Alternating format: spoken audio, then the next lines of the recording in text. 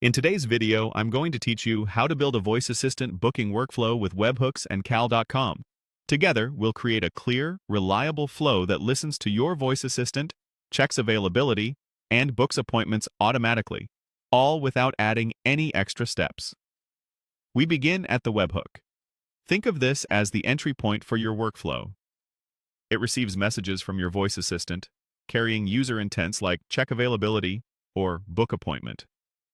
Each new request instantly triggers the workflow, ensuring the rest of the process runs the moment a user speaks.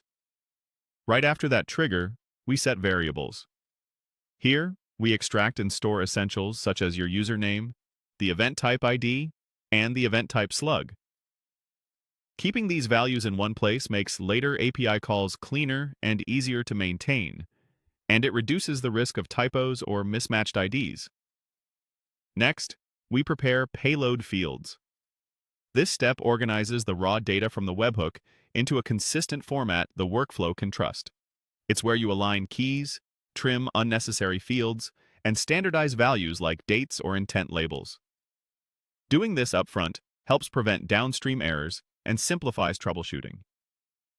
With the input normalized, we use a switch to route the request. The switch looks at the user's intent.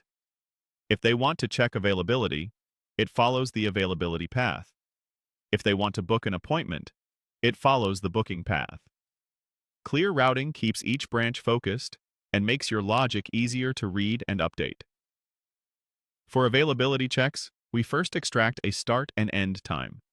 This converts the spoken or written date from the assistant into a precise time window, ideally using a consistent format like ISO 8601. Be explicit about time zones here to avoid surprises around daylight saving changes or regional differences.